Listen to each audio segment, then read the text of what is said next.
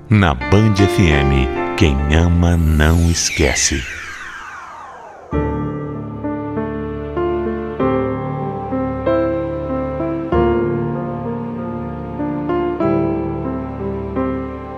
Dor é aquela sensação ruim que temos quando algo errado está acontecendo no nosso corpo.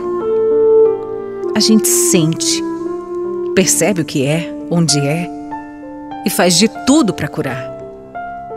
Mas e quando essa dor não é física? E quando essa dor é mental, sentimental?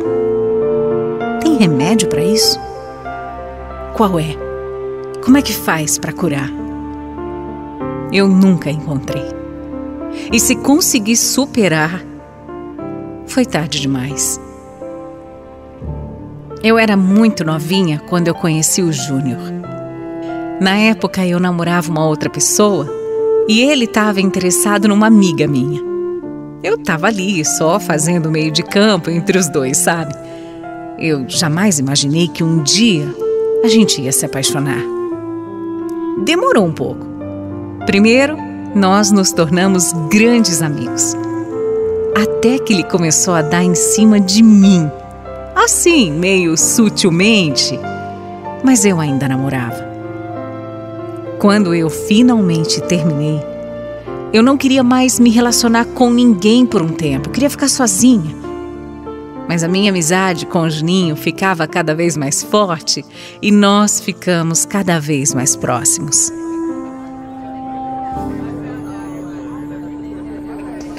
Olha aqui, escuta o que eu vou te falar. Escuta, mas escuta mesmo. O quê? Você vai ser a minha mulher.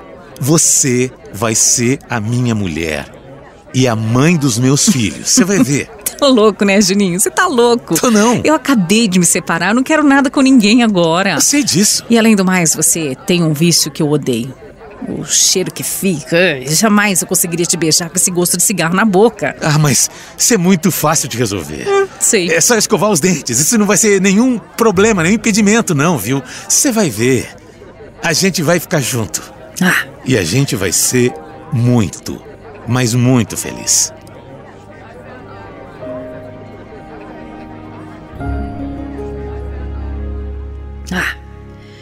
Como não se apaixonar, hein? Ele era tão legal, tão divertido.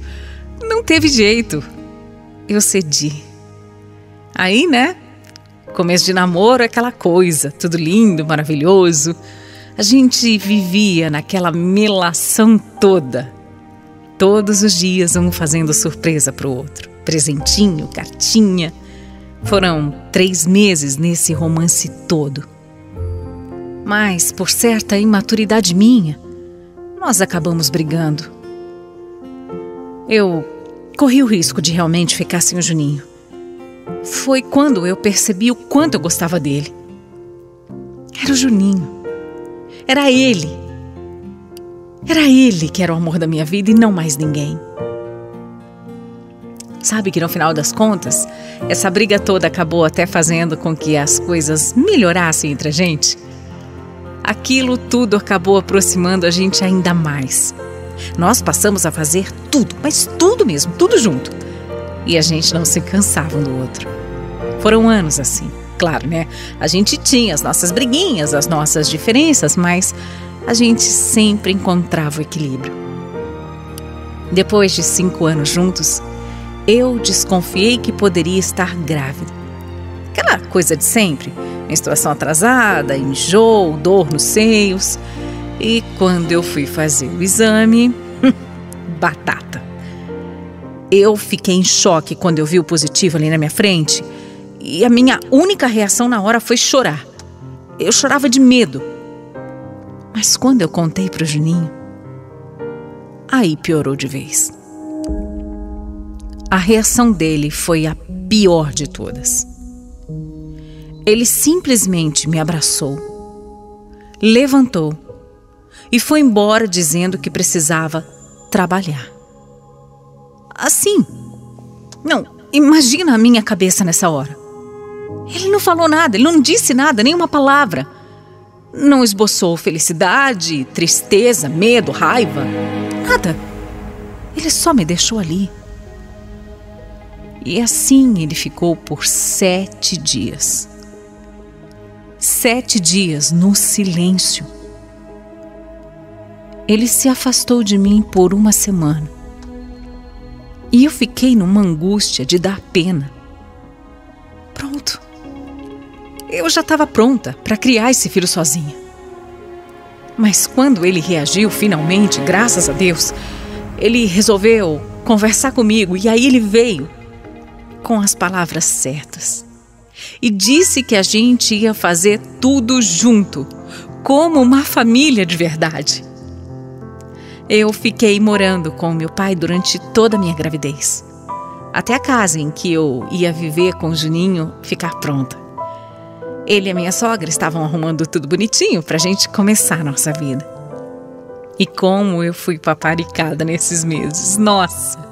O Juninho mostrava dia a dia que seria um pai maravilhoso e que já era um marido extraordinário. Quando a casa ficou pronta, nós nos mudamos. Eu ficava o dia inteirinho dentro de casa sozinha, enquanto o Juninho saía para trabalhar. Ainda bem que a nossa casa era perto da casa do meu pai, então, todos os dias eu ia até lá e ficava um pouquinho para ter um pouco de companhia também. O nosso Lucas nasceu antes da hora.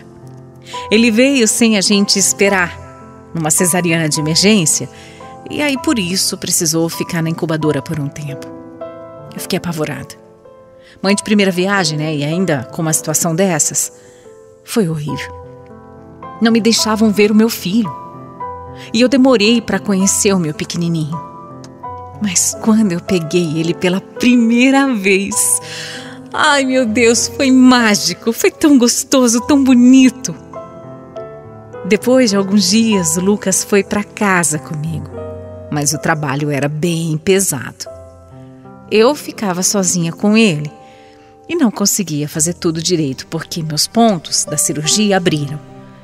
Eu tinha muita dor e o começo foi bem complicado, sim. O Juninho, mesmo quando estava em casa, tinha medo de segurar o bebê até para trocar. E aí tudo sobrava para mim, né? Olha, sinceramente, foi ficando cada vez mais difícil. Eu não sei por que você reclama tanto, meu Deus do céu.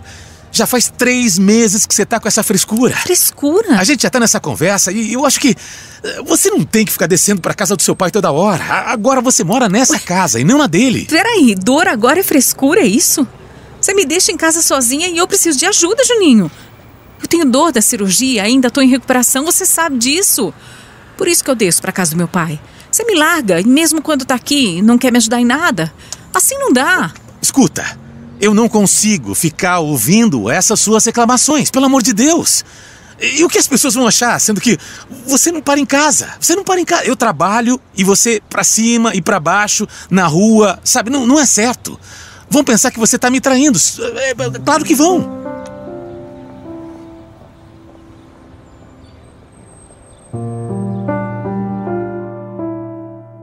Olha, só por Deus, viu? Foi um primeiro ano muito conturbado. O nosso lar se tornou um lugar cheio de brigas e cobranças. Eu não podia acreditar que ele achasse tão ruim eu ir para casa do meu pai. Do meu pai, gente. Eu não queria ficar sozinho o dia inteiro e ele ficava cada vez menos em casa. O Juninho vivia fora. E eu nem sei se era só trabalho. Claro que me incomodava demais. E ele já não era mais aquele cara carinhoso que um dia tinha sido. Ele não era mais o Juninho. Ele era outro. E estava me machucando demais. A nossa relação passou a ser cheia de términos, de idas e vindas. Cada fim doía, sabe? Doía mais e mais. E cada vez que a gente resolvia voltar, eram mais condições, mais regras. Estava parecendo mais um contrato do que um relacionamento de verdade. Então, nós conversamos sobre todos os nossos problemas e resolvemos que era hora de casar no papel. Afinal, papel passado não tem volta, né? dessa vez seria para valer. Mas não foi bem assim. Até que a paz reinou por um tempo, mas aí veio a gota d'água. Ele foi num jogo de futebol e voltou às 4 horas da manhã. Tão bêbado que nem conseguia ficar em pé.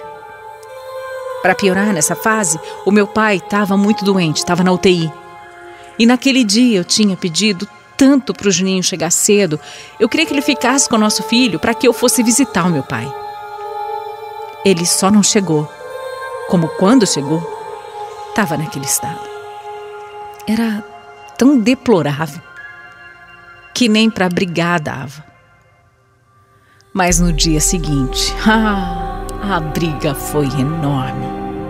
Eu falei tudo que estava aqui, engasgado. Eu não poupei nada. Ele precisava entender como eu estava me sentindo, como eu me sentia excluída, deixada de lado sozinha. E foi aí que eu percebi que a gente estava forçando uma coisa que não era para ser, que simplesmente não existia mais. Eu amava o Juninho mais do que tudo. Eu amava o Juninho mais do que ele me amava. E isso não está certo. Não é assim que deve ser. Eu percebi que eu estava me deixando totalmente de lado por ele. Eu parei de me cuidar, de prestar atenção em mim, de ter amor próprio. Não, eu não queria. Eu não queria isso mais para minha vida, e mesmo amando ele, eu pedi o divórcio. Mas aí, outros problemas começaram. De jeito nenhum. Você não vai ficar com a casa. Eu não vou sair daqui. Você que se vire. Como é que é? E olha, além do mais, eu não duvido nada que daqui a alguns meses você queira voltar pra mim. Não, Júnior, você não tá entendendo. Pra mim já deu. Até passou da hora, se você quer saber. E você que se vire pra sair daqui. Nunca que eu vou sair de casa com meu filho, mas nunca. Se é assim, então tá. Olha, eu saio. Ótimo. Mas eu não vou te dar um tostão, entendeu? E não vem nem chorar pra mim depois, hein? Nem vem me procurar pra voltar, que se você tá querendo isso, entenda, eu não volto mais, hein? Não volto.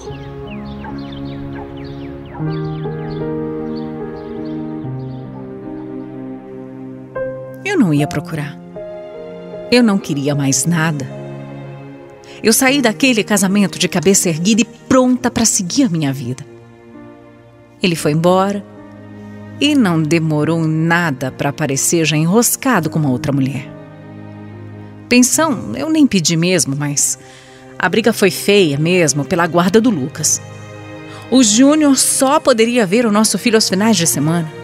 E ele não ficou nada satisfeito com isso, não. Então foi aquele estresse, né?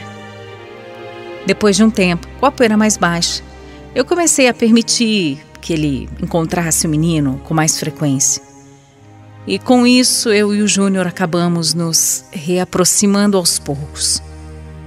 Nessa fase, eu já tinha terminado um curso e ele morria de ciúmes de mim, vivendo a minha vida, conhecendo outros homens. Vai entender, né? Mas mesmo com essa aproximação por causa do nosso filho, do Lucas, eu nunca, jamais voltaria com o Juninho.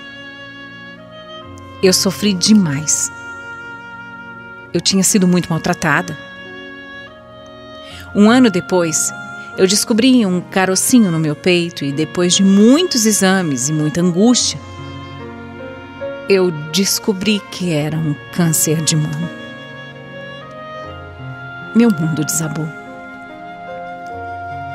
Quando você recebe uma notícia dessas, você consegue ver sua vida passando diante dos seus olhos.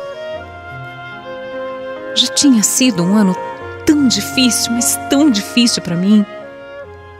A minha separação, o meu paizinho que tinha falecido. Eu estava desempregada e aí, para fechar, veio essa bomba. Eu tinha certeza que esse tumor, esse caroço no meu peito, nada mais eram do que todas aquelas dores que eu tinha enfrentado, que tinham se acumulado, se tornado física, sabe? Todos os sentimentos ruins e machucados do meu coração viraram essa doença no meu peito. Enfrentar essa batalha foi doloroso demais. Eu fiquei careca, debilitada e no começo, o Júnior nem conseguia me olhar. Mas depois ele foi um verdadeiro anjo. Ele me deu muito apoio, cuidou do nosso filho em todos os momentos em que eu não estava presente e me ajudou durante todo o meu tratamento de químio e radioterapia. Ele até dormia em casa para me ajudar depois da cirurgia. A verdade é que tudo o que ele não fez na época em que a gente estava junto, principalmente quando o Lucas nasceu, ele fez nesse momento tão difícil. Eu ainda não estou 100% curada, mas eu estou em remissão. Faço exames de tempos em tempos, eu acompanho tudo direitinho. Apesar dele ter se mostrado um homem diferente nesse período, a gente segue separado. Hoje, somos amigos que tiveram uma história juntos. Eu estou em paz.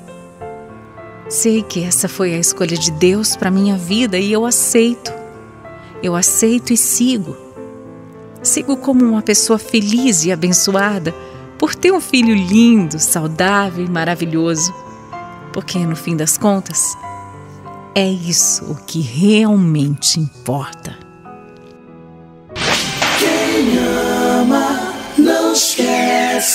Band FM.